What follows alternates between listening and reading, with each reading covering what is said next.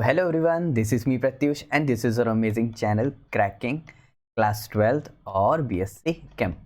अच्छा, हम लोग क्या देखने वाले हैं? हम लोग देखेंगे क्लास 12 जैसे प्रिपरेशन बोर्ड 2025 चल रही है। अगर आप लोग ने पूरा का पूरा स्पेसिमेन और बोल्ड के क्वेश्चंस अगर आप लोग ने पूरे ऑर्गेनिक के नहीं देखे हैं तो जाओ जल्दी से उसको देखो, क्योंकि उससे आप लोग की प्रिपरेशन और भी ज़्यादा मजबूत हो जाएगी। खैर, आज हम लोग करेंगे ऑर्गेनिक एमसीक्यूज, असर्शन रीजनिंग और फिल इन दी ब्लैंक्स। ठीक है, क्लास 12 आईएससी के पॉइंट ऑफ व्यू से। लेकिन अगर किसी को नोट समझना है, पूरा प्रॉपर कंटेंट समझना है, तो वो सीबीएसई वाला भी देख सकता है। ऐसी बात नहीं है, क्योंकि कॉन्टेक्ट और कॉन्सेप्ट तो सभी क्लियर रहेंगे, क्वेश्चन का पैटर्न चेंज रहेगा। तो यहाँ पे क्या है, क्वेश्चन हम लोग बात करें, कंप्लीट एक्सप्लेनेशन की बात करें तो हमारे पास ईयर देख लेते हैं 2025, 24, 23, 23, 24 स्पेसिमेन और बोल्ड के। हम लोग क्या करने वाले हैं, ऑर्गेनिक एमसीक्यूज, असर्शन रीजनिंग और fill in the blanks. Preparation चल रही बोर्ड 2025। चलो स्टार्ट करते हैं पहले क्वेश्चन से अपने। तो यहाँ पे इस क्वेश्चन में क्या कह रहा है, sodium phenoxide reacts with methyl chloride to give the reaction. अच्छा, यहाँ पे क्या रहा है, सोडियम फिनॉक्साइड। तो यहाँ पे हमारे पास क्या रहेगा, इसका मतलब यहाँ पे हमारे पास क्या है, ये हमारे पास है बेंजीन, इसके साथ लगा हुआ है O- और यहाँ पे लगा हुआ है Na+। ये रहा Na+ सोडियम, और ये पूरा का पूरा आ जाएगा फिनॉक्साइड। इसको आप लोग ऐसे भी लिख सकते हो PHNA+, या फिर इसको ऐसे भी लिख सकते हो C6H5 यहाँ पे, लेकिन PHNA+, यहाँ पे PHONA, यहाँ पे इसको ऐसे भी लिख सकते हो, या फिर C6H5ONA, इसको ऐसे भी लिख सकते हो। दो तीनों तरीके सही हैं, आप लोग कहीं से भी कैसा भी तरीका मिले तो ये बात ध्यान रखना। यहाँ तक हम लोग क्लियर हो गया। ठीक है, इसको हम लोग रिएक्ट करा रहे हैं मिथाइल क्लोराइड के साथ, यानी मिथाइल यानी CH3, क्लोराइड यानी Cl। अब हमको पता है प्लस माइनस हमको मिलाना आता है। यहाँ से हमारे पास क्या आ जाएगा, ये रहा प्लस, ये रहा माइनस। तो यहाँ पे ये प्लस माइनस मिला के NaCl हटा दो, हटा दिया। प्लस हमारे पास क्या बच गया, बेंजीन बच गई। तो यहाँ पे ये हमारे पास आई बेंजीन, तो यहाँ पे रहा O- बेंजीन। इसके पास कौन चला जाएगा, CH3, तो यहाँ पे आ गया CH3। अच्छा, ये हमारे पास यहाँ पे ध्यान दो, क्या ये भी कार्बन है, ये ऑक्सीजन है, ये कार्बन है। इसका मतलब कार्बन ऑक्सीजन कार्बन, ईथर जैसा कुछ नहीं है। इसका मतलब ये जो हमारे पास ये जो कंपाउंड बना है, ये हमारे पास क्या है, ईथर। ये हमारे पास कंपाउंड क्या है, ईथर। अब ईथर हमारे पास, अब देखते हैं नेमिंग कैसी है। तो यहाँ पे क्या है, मिथाइल है ना, तो या तो हम लोग बोलते हैं मिथाइल, और ये हमारे पास CH3 क्या हो जाएगा, फिनाइल। तो हम लोग क्या लिख सकते हैं, मिथाइल फिनाइल ईथर। या तो हमारे पास ये हो सकता है, या तो हम लोग क्या कहते हैं, जो छोटी वाली चेन है, छोटी वाली चेन हमको कौन सी दिख रही है, कार्बन की दिख रही है। छोटी वाली चेन हम लोग को कौन सी दिख रही है, कार्बन की दिख रही है। तो कार्बन और O मिला करके हम लोग इसको बोलते हैं मिथॉक्सी। क्या बोलेंगे, मिथॉक्सी। क्या हो जाएगा, मिथॉक्सी। बाकी बचा पूरा क्या, बेंजीन, तो मिथॉक्सी बेंजीन। तो आप लोग को ईथर के दो नेम पता चल गए, और बहुत फेमस नेम जो कि इस पूरे को मिला के बोलते हैं, वो होता है हमारे पास एनिसोल। क्या बोलते हैं, एनिसोल। इसका मतलब यहाँ से किसकी फॉर्मेशन हो रही है, एनिसोल, ईथर की फॉर्मेशन हो रही है। विलियमसन ईथर सिंथेसिस, रिएक्शन का नेम क्या है, विलियमसन ईथर सिंथेसिस। क्या है, विलियमसन ईथर सिंथेसिस। आप लोग को पता चल गया कैसे बनाना है, तो आप लोग यहाँ पे रिएक्ट दे सकते हैं। हमारे पास क्या, सोडियम फिनॉक्साइड मिथाइल क्लोराइड से रिएक्ट कराया, एनिसोल बनाया, जो कि NaCl निकल गया। सोडियम फिनॉक्साइड है, NaCl है। हम लोग ने तीन नेमिंग देख ली, और रिएक्शन का नेम क्या है, विलियमसन ईथर सिंथेसिस रिएक्शन। आप लोग इसको अच्छे से नोट कर लेना, आप लोग को अच्छे से आई होप समझ आया होगा। कुछ नहीं था, सिर्फ वहाँ पे सोडियम। अच्छा, सोडियम फिनॉक्साइड अगर बनाना होगा तो हम कैसे बनाएंगे, तो हमें कुछ नहीं करना है, हमें यहाँ पे NaOH के साथ इसको ट्रीट करा देना है, तो हमारे पास सोडियम फिनॉक्साइड बन जाएगा बस। ठीक है, और यहाँ से क्या निकल जाए, HOH वाटर फॉर्म में निकल जाएगा। Calcium acetate on dry distillation gives, which give on heating with iodide and alkali. अच्छा, कैल्शियम एसिटेट, यहाँ पे ध्यान देते हैं, calcium acetate, calcium acetate CH3COO-। क्या ये सही है, कैल्शियम एसिटेट? नहीं, कैल्शियम की वैलेंसी होती है 2+, तो यहाँ पे तो एक माइनस है, तो उसको दो माइनस वाली चाहिए, इसीलिए यहाँ से कैल्शियम हटता है, और इस तरह ये कैल्शियम लगता है, और एक कैल्शियम इस तरह, क्योंकि CH3COO-। क्योंकि कैल्शियम कितने बॉन्ड बनाता है, 2, तो इसको बोलते हैं बच्चों कैल्शियम एसिटेट। एसिटेट कहाँ से आया होगा, CH3COOH है, हमने इसको रिएक्ट कराया कैल्शियम हाइड्रोक्साइड के साथ, OH के साथ, तो हमको यहाँ से मिला कैल्शियम एसिटेट। और बाकी उसका क्या निकल गया है, H, इसका क्या निकल गया है, OH। HOH मिलकर क्या निकल गए हैं, वाटर हमारे पास क्या हो गया, बाहर हो गया। अब यहाँ पे जो कैल्शियम एसिटेट है, हम इसका करते हैं ड्राई डिस्टिलेशन। क्या करेंगे, ड्राई डिस्टिलेशन। जैसे मैं इसको यहाँ से हटा देता हूँ, इसको मैंने हटाया, इसका हम क्या करा रहे हैं, ड्राई डिस्टिलेशन। तो यहाँ से क्या होता है, CaCO3 के फॉर्म में निकल जाएगा। देखो कैसे, CaCO3, एक C 3 O, तो CaCO3 क्या बच गया, CH3CO3, C double bond O, और एक और CH3 बच गया, एक और CH3 बन गया। अब ये क्या है, एसीटोन, क्या है एसीटोन, क्या है एसीटोन, या फिर इसका बहुत फेमस नेम इसको क्या बोलेंगे, प्रोपेनोन, तो क्या बोलेंगे प्रोपेनोन। अब अच्छे से समझ आए, अब कोई डाउट नहीं है। तो ये था हमारे पास प्रोपेनोन, तो यानी हमारे पास क्या बन रहा था, एसीटोन। अब इसी प्रोपेनोन को रिएक्ट करा रहे हैं, देखो किसके साथ, यहाँ पे रिएक्ट करा रहे हैं हम लोग आयोडीन और alkali, alkali NaOH plus iodine यानी I2।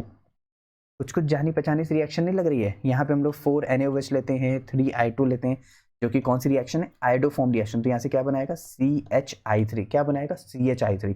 अब CHI3 जैसे ही हमारे पास बनेगा, यहाँ से हमारे पास क्या निकल जाएगा, NaI निकल जाएगा प्लस H2O निकल जाएगा। ये सब हमारी रिएक्शन कौन सी रिएक्शन हो जाती है, आयोडोफॉर्म रिएक्शन। आयोडोफॉर्म में आप लोग दिखा देता हूँ कैसे करते हैं।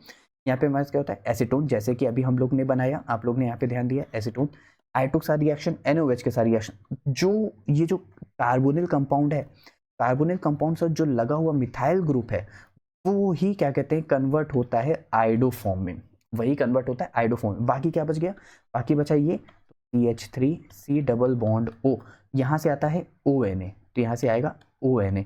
इसको हम लोग क्या बोलते हैं, sodium salt of carboxylic acid, क्योंकि क्या था, CH3 C double bond O OH, H की जगह क्या आ गया, Na, sodium salt of carboxylic acid, जैसे कि यहाँ पे बाकी निकल गया NaI, बाकी निकल गया वाटर, समझे। और यही जो हमारे पास CHI3 है, ये कैसा कलर शो करता है, येलो कलर शो करता है, कैसा शो करता है, येलो PPT कलर शो करता है। सभी को अच्छे समझ आए, सिर्फ यही जो CH रहता है यही I3 में कन्वर्ट हो जाता है, जिसको हम लोग आयोडोफॉर्म बोलते हैं। अगर हमारे पास CHCl3 होता तो ये हमारे पास क्लोरोफॉर्म हो जाता। ऐसे ही कौन रिएक्शन देगा, ऐसे ही हमारे पास एल्डिहाइड भी रिएक्शन देता है, एल्डिहाइड भी रिएक्शन, लेकिन मेथिनल नहीं देगा, कौन, फॉर्मल्डिहाइड नहीं देगा, क्यों, क्योंकि उसके पास C कार्बन CH3 नहीं है। ऐसे ही हमारे पास एल्कोहल भी रिएक्शन देता है, कौन, एल्कोहल CH3COH। अब सर ये कैसे देगा, यहाँ पे तो कार्बोनिल कंपाउंड नहीं है। अगर हम लोग इसको ऑक्सीडाइज करा देंगे किसके साथ, अगर मान लो हम लोग ऑक्सीडाइज करा दिया KMnO4 के साथ, तो किस में कन्वर्ट हो जाएगा, एल्डिहाइड में, तो CH3C डबल बॉन्ड OH, तो यहाँ से किस में कन्वर्ट हो गया, हमारे पास किस में कन्वर्ट हो गया, एल्डिहाइड में। अब एल्डिहाइड रिएक्शन दे सकता है आयोडोफॉर्म वाली, clear. An alkyl isocyanate, alkyl isocyanide, ये रहा, एल्काइल साइनाइड, ये रहा। अच्छा, साइनाइड का एक दूसरा नेम है जिसको हम लोग बोलते हैं नाइट्राइल, मैं बता देता हूँ आप लोग को, ताकि आप लोग को नेमिंग में ध्यान रहेगा, ठीक है। कंप्लीट रिडक्शन कह रहा है, इसका मतलब अगर हमारे पास इस तरह साइनाइड है RNC, रिडक्शन कर रहे हैं, रिडक्शन हाइड्रोजन का एडिशन, यहाँ पे हाइड्रोजन, ठीक। और यहाँ पे हम लोग क्या करेंगे, एक रिडक्शन यानी एक रिड्यूसिंग एजेंट लेंगे, जिसको हम लोग लेते हैं NiAlH4, इतनी बात के लोग। अब यहाँ से क्या होता है, तो हमारे पास बनता है RNH, और यहाँ पे क्या बनेगा, CH3। अगर R की जगह मेरे पास कोई एक एल्काइल ग्रुप मान लेते हैं, मिथाइल होता, तो मेरे पास यहाँ पे मिथाइल होता, तो इसको यहाँ से हटाया। अगर यहाँ पे भी अगर मैं इसको हटा दूँ तो यहाँ पे मिथाइल होता, तो इसका मतलब यहाँ पे क्या हो रहा है, का मतलब यहाँ पे कौन सा अमाइन बन रहा है, सेकंड डिग्री अमाइन बन रहा है। सेकंड डिग्री अमीन बन कैसे रहा है, क्योंकि हमारे पास यहाँ पे हम लोग क्या कर रहे हैं, हाइड्रोजन का एडिशन। अब कितने हाइड्रोजन एडिशन हो रहे होंगे, देखो एक यहाँ पे 3 यहाँ पे, यानी 4 नेसेंट हाइड्रोजन हम लोग ले रहे हैं।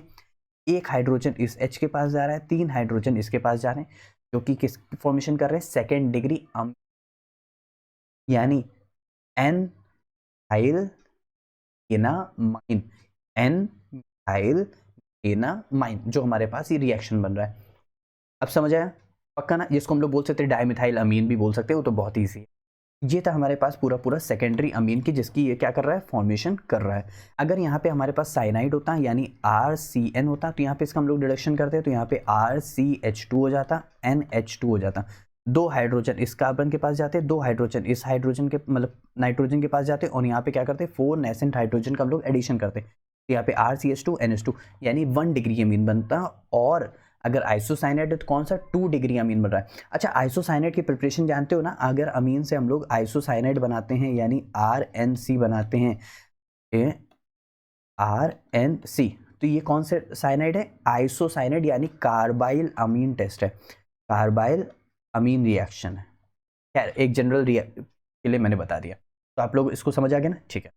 अब इस क्वेश्चन में क्या कह रहा है, hello alkene, hello alkene, hello alkene, यानी यहाँ पे हेलोजन भी है और एल्कीन है, ठीक है। Undergoes both nucleophilic and electrophilic reaction due to the presence of, मैं बता देता हूँ पहले, इसकी वजह से डबल बॉन्ड और हेलोजेंस की मदद से, डबल बॉन्ड और हेलोजेंस की मदद से।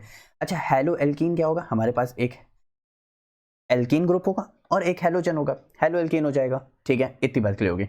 अब यहाँ पे एल्कीन की बात कर रहा है, इसका मतलब मेरे पास यहाँ पे CH2 डबल बॉन्ड CH और एक Cl।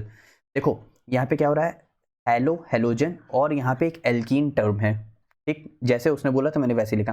अब कह रहा है बोथ न्यूक्लियोफिलिक और इलेक्ट्रोफिलिक रिएक्शन शो करता है डबल बॉन्ड की मदद से और एक हेलोजेंस की मदद से, ठीक। अच्छा, अब यहाँ पे वो कैसे शो करता है मैं थोड़ा सा एक्सप्लेन उसको कर देता हूँ ताकि आप लोगों को समझ में भी आएगा। जैसे इलेक्ट्रोफिलिक रिएक्शन क्या होती है, इलेक्ट्रोफिलिक एडिशन रिएक्शन ऐड करना, इलेक्ट्रोफिलिक एडिशन रिएक्शन ऐड करना।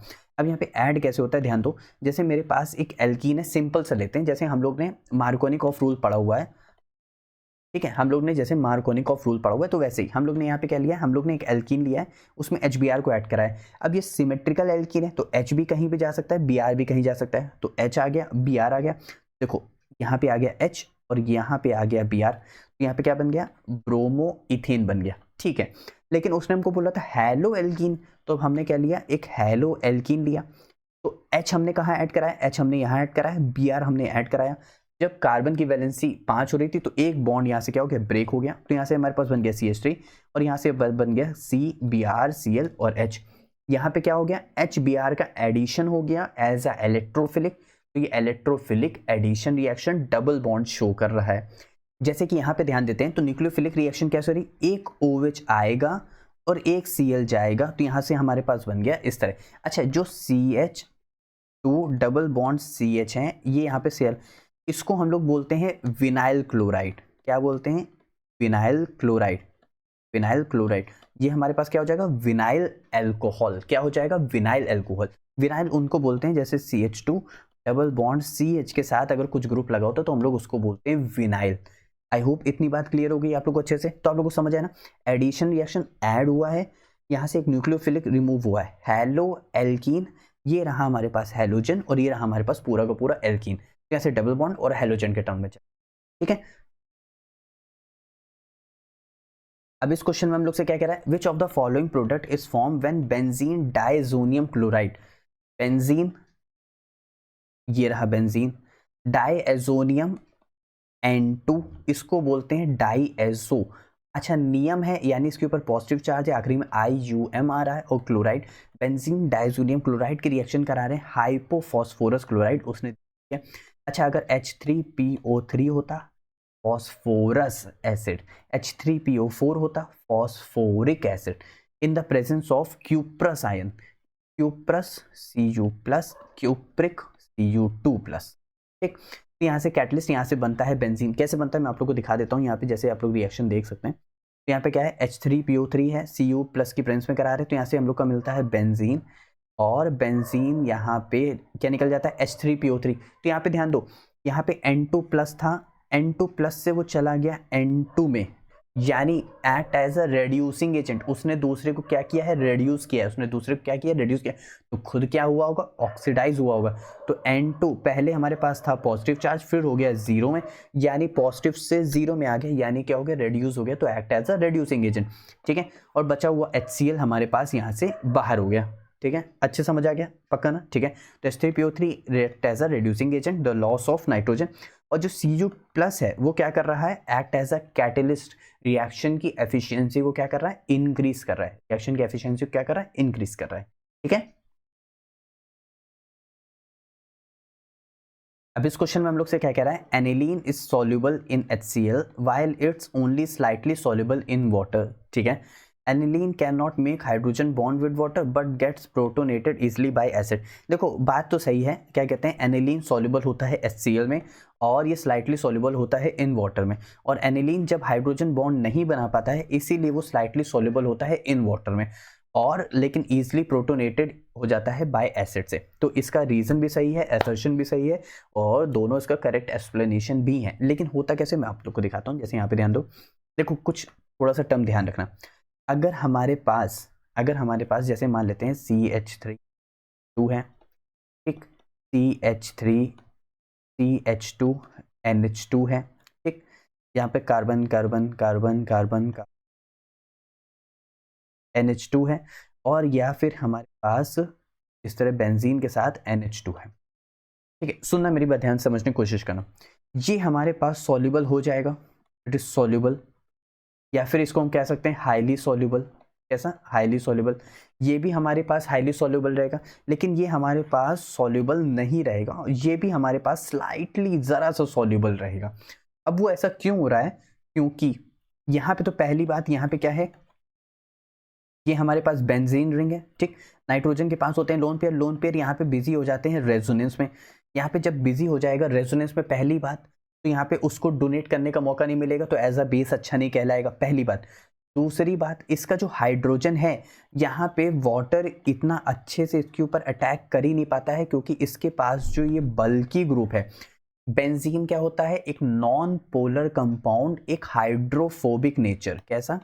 Hydrophobic nature. हाइड्रोफोबिक नेचर का मतलब है वाटर में स्लाइटली या इनसॉल्युबल, तो इसी वजह से ये इतना अच्छे से सॉल्युबल नहीं हो पाता है। अगर ये देखो, ये भी चेन बहुत बड़ी है, ये हमारे पास क्या है, एक ऑर्गेनिक चेन है, और ऑर्गेनिक वाटर में क्या होते हैं, मोस्टली इनसॉल्युबल ही रहते हैं। जितनी ज़्यादा कार्बन यानी हाइड्रोकार्बन की चेन लंबी होगी, वो उतना ज़्यादा हाइड्रोफोबिक नेचर होता जाएगा, इसीलिए यहाँ पे भी हाइड्रोजन बॉन्ड नहीं बन पाता है, तो इसीलिए ये भी सॉल्युबल नहीं हो पाता है। अब यहाँ पे कह रहा है कि क्या कहते हैं, जैसे मैं इसको यहाँ से ये चीज़ यहाँ से हटा देता हूँ। हाँ, अब यहाँ पे कह रहा है एनिलीन सॉल्युबल है किसमें, HCl में, तो ये रहा मेरे पास एनिलीन, और हम लोग क्या कर रहे हैं, इसको HCl के साथ ट्रीट करा रहे हैं। तो यहाँ से क्या होता है, एनिलीन के पास होते हैं लोन पेयर, लोन पेयर कहाँ अटैक मारता है, इस हाइड्रोजन के ऊपर, तो यहाँ से क्या बन जाता है, NH3 का पॉजिटिव और Cl माइनस, और यहाँ से हमारे पास बन जाता है एक बेंजीन। अब ये हमारे पास एक आयनिक कंपाउंड है, यहाँ से एक प्लस चार्ज, एक के ऊपर माइनस चार्ज, तो यहाँ पे एक पोलर कंपाउंड बन जाता है, जिसकी वजह से ये HCl में सॉल्युबल हो जाता है, लेकिन हाइड्रोजन बॉन्डिंग ना कर पाने की वजह से ये वाटर में सॉल्युबल नहीं हो पाता है। जैसे हमारे पास ये CH3, नाइट्रोजन, नाइट्रोजन के पास ये रहा H और ये रहा H। अब अगर हमारे पास अगर वाटर आएगा तो ऑक्टर का ऑक्सीजन, यहाँ पे ये रहा हाइड्रोजन, ये रहा हाइड्रोजन। अब यहाँ इनके बीच में जो हाइड्रोजन बॉन्डिंग हो रही है, इसको बोलते हैं वाटर में जिसकी मदद से सॉल्युबल होना। आई होप आप लोगों को बहुत अच्छे से समझ आया होगा। ठीक है, इसका ऑप्शन नंबर क्या है, ए इज करेक्ट। अब यहाँ से जैसे हम लोग देखते हैं इसको लिखना कैसे, तो हमारे पास वाटर मतलब एनिलीन था, तो यहाँ से इसको HCl से ट्रीट कराया, यहाँ से इसने इसको अटैक मारा, तो यहाँ से हमारे पास बन गया एनिलियम क्लोराइड, जो कि सॉल्युबल किसमें है, HCl में। तो it accept a proton from the acid, हाँ उसने प्रोटॉन एक्सेप्ट किया, H+ कहाँ से, एसिड से। It forming a positively charge ion which is easily soluble in HCl due to its polar in nature. इतना समझ आ गया? ठीक है, रीजन क्या था हमारे पास, aniline contains a hydrophobic benzene ring. Aniline के पास क्या है, बेंजीन रिंग है, जो कि एक नॉन पोलर कंपाउंड है, जो कि वाटर में क्या है, इनसॉल्युबल है, क्योंकि उसके बल्की ग्रुप की वजह से, जो कि एक स्टेरिक हिंड्रेंस क्रिएट करता है, तो हाइड्रोजन बॉन्ड नहीं बन पाता। ठीक है, आई होप आप लोग को ये पूरा एक्सप्लेनेशन बहुत अच्छे से समझ आएगा। अब इस क्वेश्चन में हम लोग से क्या कह रहा है, propanone on reaction with zinc amalgam, amalgam Hg, ठीक है, in the presence of concentrated HCl and the reaction is called, अच्छा रिडक्शन। अब यहाँ पे ध्यान दो, अगर प्रोपेनोन तो CH3 C double bond O CH3, सिर्फ कीटोन एल्डिहाइड भी करता है, कैसे, यहाँ पे ध्यान देते हैं, CH3 C double bond O और यहाँ पे IH। अब ये इसने खुद ही बोला है आखिरी में रिडक्शन, इसका मतलब हाइड्रोजन का एडिशन हो रहा होगा, तो यहाँ पे देखो, यहाँ पे 2H2, यहाँ पे आया 2H2। अब आप लोग सोच रहे हो मैं 2H2 क्यों ले रहा हूँ, क्योंकि ऑक्सीजन के पास आता है नेगेटिव चार्ज, इसके पास आता है पॉजिटिव चार्ज, ऐसे ही करते हैं, लेकिन ऐसे नहीं करना है, इससे भी ईजी करेंगे। इससे ईजी कैसे करेंगे, यहाँ पे इसको हटाते हैं, यहाँ पे इसको हटाते हैं, यहाँ पे क्या करना है, 2H इस O को दे देना है और 2H इसको दे देना है, in the presence of zinc amalgam यानी Hg in the presence of concentrated HCl, concentrated. अब यहाँ पे ध्यान दो, CH3 CH2 CH3, तो CH3 CH2 और यहाँ पे क्या आ रहा है, CH3।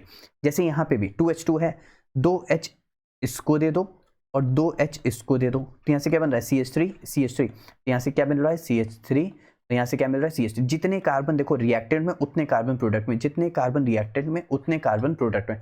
किसकी फॉर्मेशन हो रही है, एल्कीन की, किसकी फॉर्मेशन हो रही है, एल्कीन की। यहाँ पे किसकी फॉर्मेशन हो रही है, एल्कीन।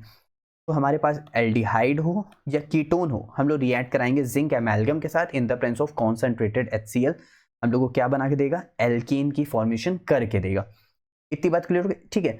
अब इस रिएक्शन का नेम है हमारे पास Clemmensen reduction reaction, Clemmensen reduction reaction, SEN, ठीक है, क्लेमेंसन रिडक्शन रिएक्शन। यहाँ पे ध्यान देते हैं क्या बना रहा है, प्रोपीन बनाएगा, वो मतलब एल्कीन बनाएगा, Clemmensen reduction reaction in the presence of this. अच्छे समझ आ गया, पक्का ना, कोई भी डाउट नहीं है, पक्का, ठीक। आगे ध्यान देते हैं हम लोग। अब इस क्वेश्चन में क्या कह रहा है, correct order of increasing nature of ammonia, methyl amine और एनिलीन, यानी बेसिक नेचर की बात कर रहा है, यहाँ पे अमोनिया की बात कर रहा है। देखो जब भी बेसिक नेचर की बात करेंगे तो उसके लोन पेयर्स की बात करते हैं, क्योंकि नाइट्रोजन के पास क्या होते हैं, लोन पेयर्स होते हैं। ये लोन पेयर जितना अच्छा डोनेट कर पाएगा उतना अच्छा ऐसा बेसिक इन नेचर होगा, ठीक है। अच्छा एक बात बताओ, यहाँ पे जैसे हमारे पास क्या है, ये हमारे पास बेंजीन रिंग है, यहाँ पे हमारे पास है NH2, यहाँ पे NH2 लोन पेयर इसका बिजी रहेगा किसमें, रेजोनेंस में, यहाँ पे इधर मूव करेगा, इधर मूव करेगा, रिंग में अपनी इलेक्ट्रॉन डेंसिटी को इंक्रीज करेगा। तो अमोनिया एनिलीन इतना अच्छा बेसिक नेचर नहीं हो पाएगा, क्योंकि उसका जो पाई बॉन्ड जो लोन पेयर है वो बिजी है रेजोनेंस में, पाई बॉन्ड्स में, ठीक है। लेकिन जो अमोनिया है वो एकदम फ्री पड़ा हुआ है, तो वो आराम से कर सकता है। अब बात करते हैं मिथाइल अमीन की, तो उस हिसाब से तुम लोग के अकॉर्डिंग तो सबसे अच्छा इसको करना चाहिए, फिर इसको करना चाहिए, फिर इसको करना चाहिए, लेकिन ऐसा नहीं होगा। सबसे अच्छा ये करेगा, फिर ये करेगा और फिर ये करेगा। अब कंफ्यूज वो इसलिए क्योंकि जो मिथाइल है, मैंने कहा ना हाइड्रोजन हो गया, मिथाइल हो गया, ये दुनिया में आए इसलिए हैं ताकि लोगों को डोनेट कर सकें। तो ये मिथाइल क्या शो करता है, ये प्लस आई इफेक्ट शो करेगा। ये प्लस आई इफेक्ट शो करने की वजह से इसकी अमोनिया के डोनेशन पावर को और इंक्रीज कर देगा। यहाँ पे तो इंक्रीज नहीं हो रही, यहाँ पे इंक्रीज हो रही है, तो इसका मतलब सबसे पहले ये, फिर अमोनिया और फिर एनिलीन। तो इंक्रीजिंग ऑर्डर में सबसे पहले फिर आ जाएगा एनिलीन, फिर आ जाएगा अमोनिया, फिर आ जाएगा मिथाइल अमीन। अच्छे से समझ आ गया ना, ठीक है। कैसे, यहाँ पे ध्यान देते हैं, जो ऑप्शन करेक्ट है वो हमारा क्या है, डी है, aniline, ammonia, methyl amine. The basic nature of compound depend on the availability of the lone pair of electron on the nitrogen atom for protonation। अब वो डोनेट कर रहा है, अगर इलेक्ट्रॉन को अपनी तरफ खींच रहा होता तो minus I effect electron withdrawing group, plus I effect electron donating group donate कर रहा है, किसकी मदद से, प्लस इंडक्टिव इफेक्ट की वजह से ऑफ द मिथाइल ग्रुप। तो एनिलीन, अमोनिया और क्या हो जाएगा, मिथाइल अमीन हो जाएगा। अच्छे समझ आ गया। अच्छा एक बार जो मिथाइल अमीन, अगर हमारे पास मिथाइल है, मिथाइल अमीन, अगर हमारे पास 2 डिग्री मिथाइल अमीन होता तो CH3 2NH हो जाता। हमारे पास 3 डिग्री मिथाइल अमीन होता तो CH3 का होल थ्राइस और N हो जाता, ठीक है। अगर मिथाइल अमीन में ऑर्डर चलते हैं तो वो होता है 2nd डिग्री का ज़्यादा होता है, फिर 1 डिग्री का ज़्यादा होता है, फिर 3 डिग्री का ज़्यादा होता है। इस बात को भी आप लोग बहुत अच्छे से ध्यान रखेंगे, 2nd डिग्री अमीन सबसे ज़्यादा, फिर 1 डिग्री, फिर 3 डिग्री, ठीक है। अगर मिथाइल है तो इथाइल में क्या हो जाता है, अगर मान लो इसी की जगह हमारे पास होता C2H5 हो जाता, यहाँ पे C2H5 हो जाता, यहाँ पे C2H5 हो जाता, तब हमारे पास ऑर्डर चलता है 2 डिग्री सब जैसे है, फिर 3 डिग्री आ जाता है, फिर 1 डिग्री आ जाता है 231 इथाइल अमीन में, मिथाइल अमीन 213। इस बार आप लोग को मेरे ख्याल से सारा कॉन्सेप्ट अच्छे से क्लियर हो गया होगा, इज दैट क्लियर। अब इस क्वेश्चन में हम लोग से क्या कह रहा है, according to Markovnikov rule the negative part of the halogen acid attach itself that carbon atom of unsymmetrical alkene which has least number of hydrogen, anti-Markovnikov addition of HBr is not observed in। अच्छा जो Markovnikov rule है वो symmetrical alkene, मतलब एक carbon दो carbon, इसको बीच से काटोगे दोनों तरफ एक एक मिलेगा, इसको अगर बीच से काटोगे तो दोनों तरफ दो दो मिलेंगे। अनसिमेट्रिकल अगर मैं इसको हटा दूं तो मैंने बीच से कहाँ से काटूंगा भाई, या तो मैं इधर से काटूंगा तो मुझे 2 कार्बन, या तो मैं इधर से काटूंगा तो इधर 2 कार्बन, तो इसको बोलते हैं अनसिमेट्रिकल एल्कीन। जहाँ पे सिमेट्री ना हो, जहाँ पे सिमेट्री नहीं होती वहाँ पे लगता है एंटी मार्कोनिकॉफ रूल, जहाँ पे सिमेट्री होती है वहाँ पे लगता है मार्कोनिकॉफ रूल। अब बहुत से बच्चे भूल जाते हैं कहाँ पे H लगाएं कहाँ पे Br लगाएं। अब सुनो मेरी बात, अगर तुम्हें जैसे मान लेते हैं अनसिमेट्रिकल एल्कीन दिया हुआ है, एक ट्रिक के फॉर्म में बता रहा हूँ ध्यान से सुनना, और तुम्हें ऐड कराना है HBr। जब भी अनसिमेट्रिकल एल्कीन होता है तो हमारे पास 1 ब्रोमोप्रोपेन बनता है, यानी 1 पे ब्रोमो आता है। तो इसका मतलब तुम Br कहाँ ऐड करोगे, यहाँ पे, तो इसको ये CH3 है, ये यहाँ पे क्या है CH है, और ये यहाँ पे क्या है CH2 है, ठीक है।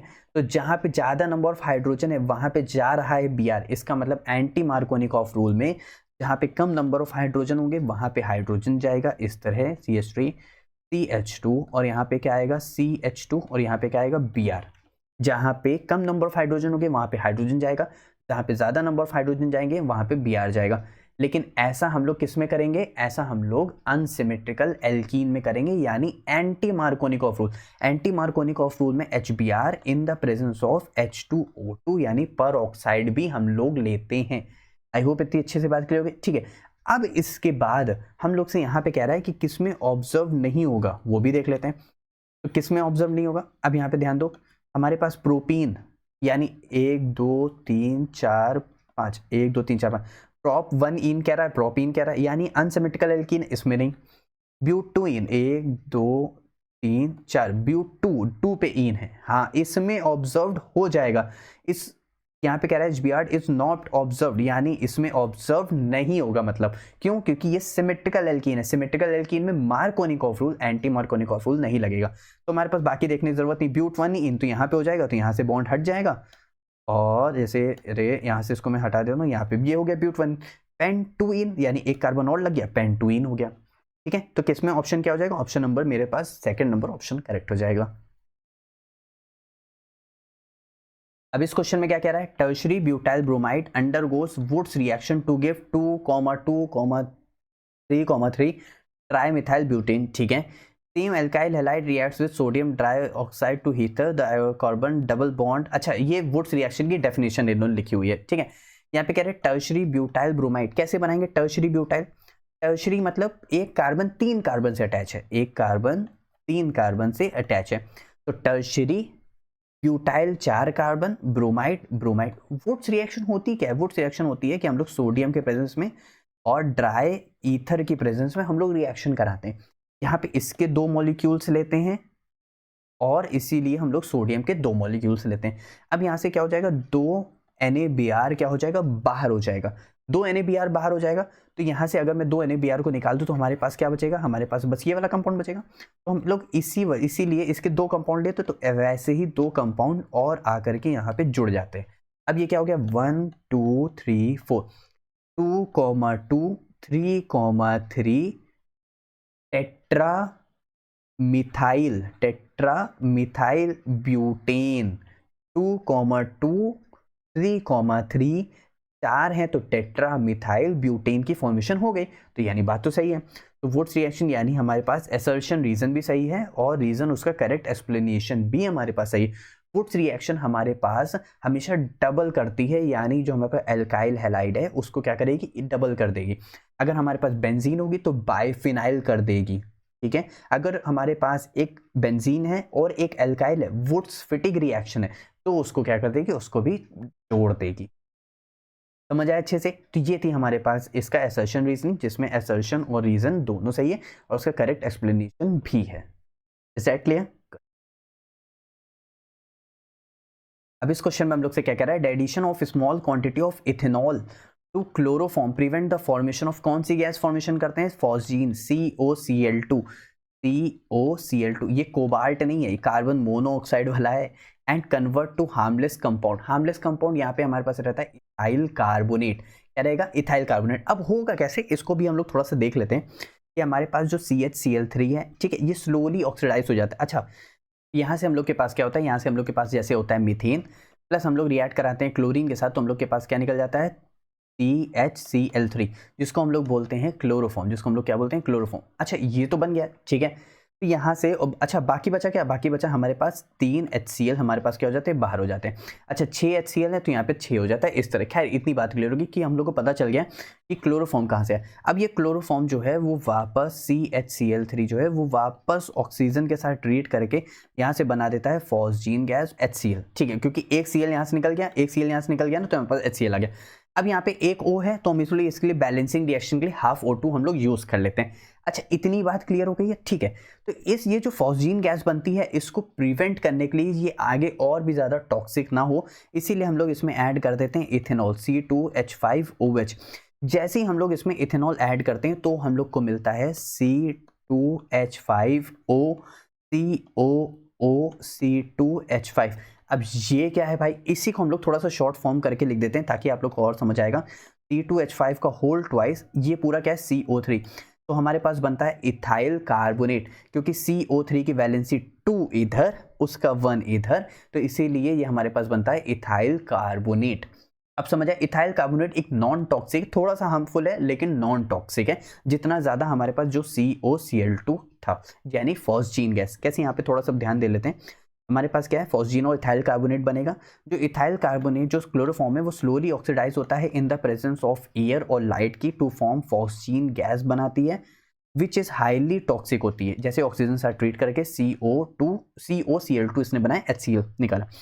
तो उसमें हम लोग क्या करते हैं, इथेनॉल को ऐड करते हैं as a stabiliser to prevent this oxidation. तो इथेनॉल रिएक्ट करता है COCl2 से टू फॉर्म करता है ethyl carbonate which is non toxic and harmful, तो रह गई। तो यहाँ से क्या होता है हमारे पास, इस तरह C2H5 का whole twice carbonate plus HCl क्या होता है, बाहर हो जाता है।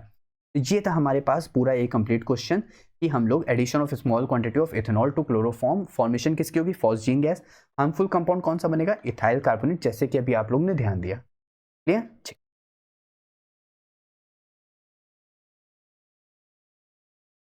अब इस क्वेश्चन में हम लोग से क्या कह रहा है, the reaction of ethanamide, ethanamide. अच्छा, अगर CH3NH2 होता तो मिथाइल अमीन, अगर यहाँ पे इसी की जगह अगर हम लोग क्या कहते हैं CH3CH2NH2 हो जाता तो इथेनामाइन, और ये C डबल बॉन्ड O के साथ NH2 आता है तो इथेनामाइड। ठीक है, एक कार्बन, दो कार्बन, इथेनामाइड। ठीक है, इतनी बार क्लियर हो गई। कह रहा है alcoholic sodium hydroxide and bromine. अच्छा, एल्कोहलिक का मतलब क्या होता है, यहाँ पे हॉट प्लस कॉन्सेंट्रेटेड होता है जब भी अगर हम लोग बात करेंगे एल्कोहलिक की। अब कैसे, यहाँ पे ध्यान देते हैं, हमारे पास जो होता है क्या, इथेनामाइड, तो CH3 C double bond O NH2 होता है। हम लोग इसकी रिएक्शन कराते हैं Br2 प्लस NaOH के साथ। अच्छा, इसको हम लोग NaOBr भी लिख सकते हैं। क्या लिख सकते हैं, NaOBr। ठीक है, अगर इसी जगह K होता तो KOBr भी हम लोग लिख सकते हैं। तो ध्यान देना, आपको दोनों में से कुछ भी मिल सकता, इन तीनों में से कुछ भी मिल सकता है। ठीक है, अब यहाँ से क्या होता है, इस C डबल बॉन्ड O हट जाता है, ये C डबल बॉन्ड O हट गया तो हमारे पास क्या बन गया, मिथाइल अमीन। क्या बन गया, मिथाइल अमीन। इसीलिए इसको बोलते हैं हॉफमैन ब्रोमाइड डिग्रेडेशन। क्या बोलेंगे, डिग्रेडेशन।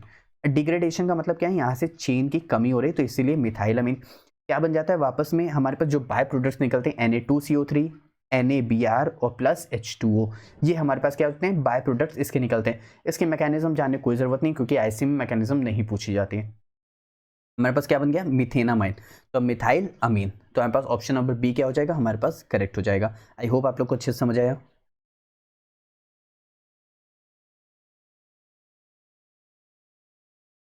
अब इस assertion रीजन में क्या कह रहा है कि ammonolysis of alkyl halide involve the reaction between alkyl halide and alcoholic ammonia.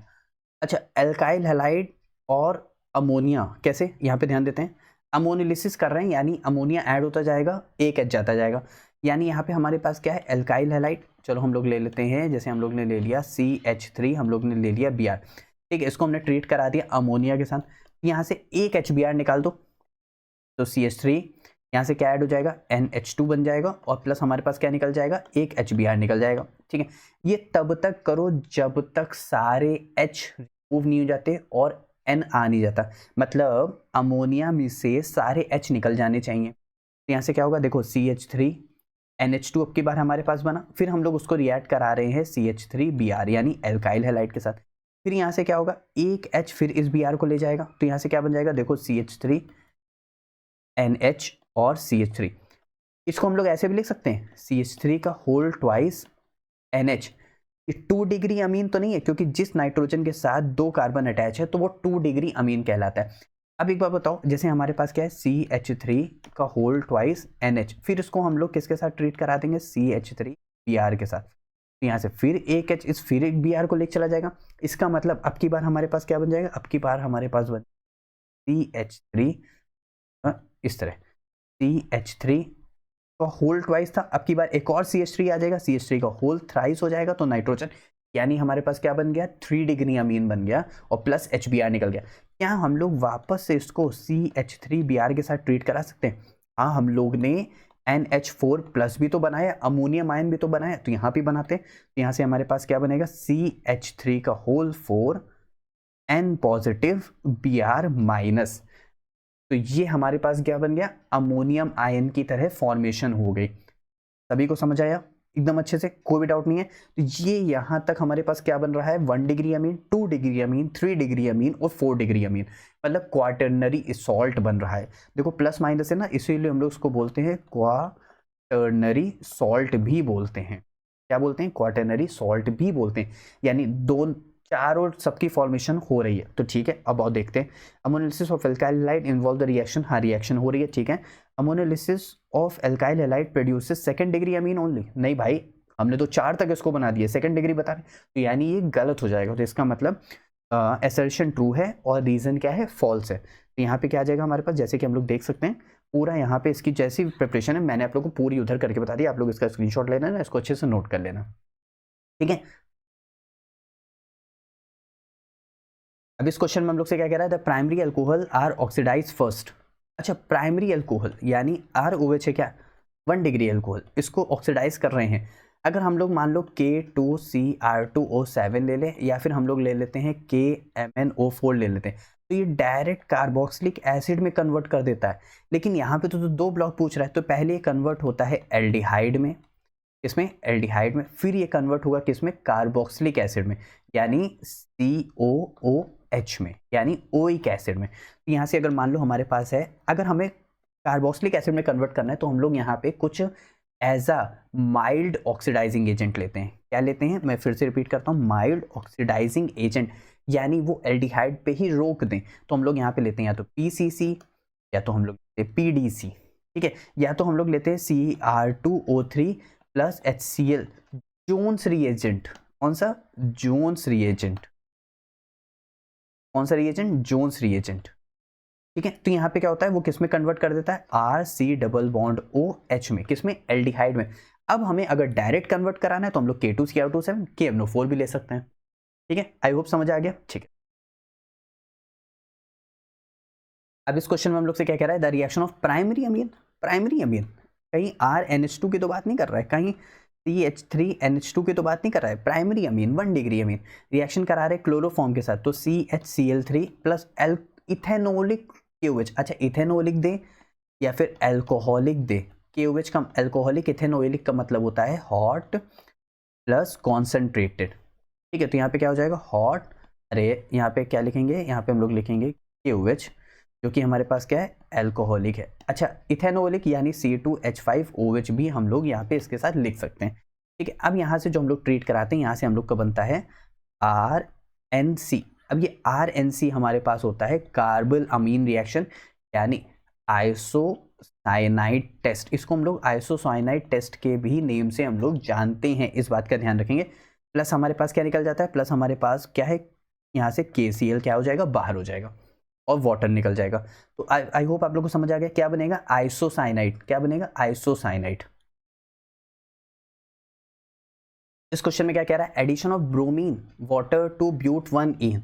अच्छा, ब्यूट-1-ईन कैसे बनाएंगे भाई, ब्यूट 1 2 3, ठीक है, 1 पे ईन है, 1 पे ईन है, इसमें कह रहा है Br का एडिशन हो रहा है, तो ये है CH3, ये है CH2, ये है CH, ये है CH2। अगर हम लोग यहाँ पे Br2 का एडिशन कर रहे हैं, यानी एक बॉन्ड ब्रेक हो जाएगा, एक Br यहाँ पे जाएगा, एक Br यहाँ पे जाएगा, तो क्या बनेगा, देखो CH3, यहाँ पे आएगा हमारे पास CH2, यहाँ पे आएगा कार्बन जिसके पास लगा हुआ H, एक और लग जाएगा Br, और यहाँ पे क्या लग जाएगा, CH2Br, ठीक है। अच्छा, इतनी बात क्लियर होगी। और कह रहा है कि गिव 2 ऑप्टिकल आइसोमेरिज्म, ठीक है, और the product form contain 2 asymmetric carbon atom.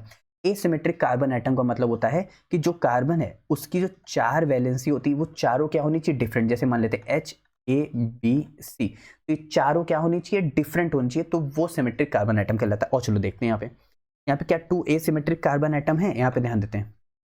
जैसे कि मान लेते हैं यहाँ पे मेरे पास है कार्बन, ठीक है, लेकिन अगर हम लोग इसको कार्बन को देखेंगे तो इसके पास 2 H हो जाएंगे, तो यानी दोनों सेम हो जाएंगे, तो यानी डिफरेंट नहीं हो सकता। हमारे पास एसिमेट्रिक कार्बन एटम बस खाली ये है, इसकी तो Br है, CH2Br है, H है और इथाइल है, यानी चारों डिफरेंट है।